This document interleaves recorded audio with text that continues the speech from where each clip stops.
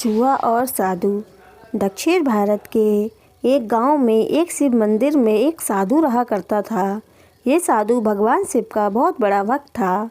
ये साधु गांव में था, इसलिए साधु दिन में भिक्षा मांगने के लिए शहर जाता था और भिक्षा मांगकर शाम को फिर से घर लौट आता था।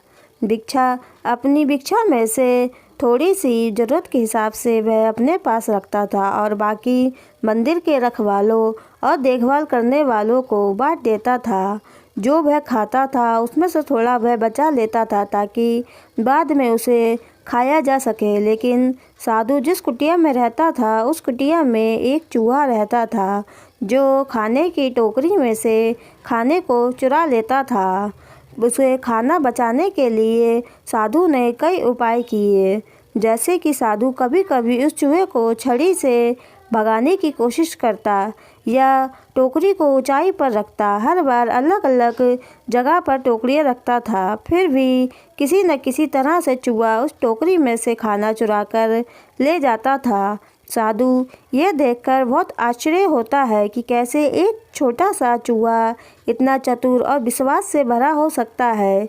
एक दिन साधु इस चूहे को छड़ी से उलझा रहा था, तभी उसके द्वारे पर उसका गुरु आया। गुरु काफ़ी देर तक वहीं खड़ा रहा, लेकिन जब साधु ने उस पर ध्यान नहीं दिया तो गुरु से क्रोधित होकर वह उपदेश देने लगा कि अब आगे से मैं तुम्हारे घर कभी नहीं आऊँगा। तब साधु ने उन्हें रोक लिया। साधु ने अपने गुरु से हाथ जोड़ा और उन्हें मिलने का सारा प्रकरण पूरा किया। चूहे के बारे में जानने के बाद गुरु ने साधु से कहा कि निश्चित रूप से उस चूहे ने पहले से काफ़ी सारा खाना जमा कर रखा होगा, इसलिए उसका आत्मविश्वास इतना पक्का है। जब किसी के पास संसाधनों की कमी नहीं होती है तब वह विचार करता है कि यदि वो किसी प्रयास में विफल हो जाता है तो कोई भी बात नहीं मानता, उसे काफ़ी डर विश्वास देता है। काफ़ी सोच विचार करने के बाद गुरु इस निष्कर्ष पर पहुँचे, यदि उसका विश्वास समाप्त करना हो तो उसके द्वारा जमा किए गए खानों को उसे दूर करना होगा, फिर वह अपनी कोशिशों में कमज़ोर पड़ जाएगा। अगले दिन साधु ने चूहे पर नज़र रखी और जब वो टोकरी में खाना चुराने के लिए आया तो साधु उसका पीछा कर रहा था और आखिरकार चूहे के बिल तक जा पहुंचा। चूहे के बिल को खोदने के बाद साधु ने देखा कि चूहे ने एक अनाज का ढेर जमा कर रखा है। साधु ने अनाज के ढेर को वहां से उठा लिया और गाय को खिला दिया। चूहा जब उसके अपने बिल के पास आया और उसने देखा कि उसका खाना का भंडार नहीं है तो उसका दिल जैसे बैठ गया। वो काफ़ी निराश हो गया। उसे तरह तरह के विचार आने लगे कि अब उसका आगे क्या होगा। नकारात्मक विचार उसके दिलो दिमाग में इस तरह से हावी हो जाते हैं कि धीरे धीरे वह विश्वास खोने लगता है।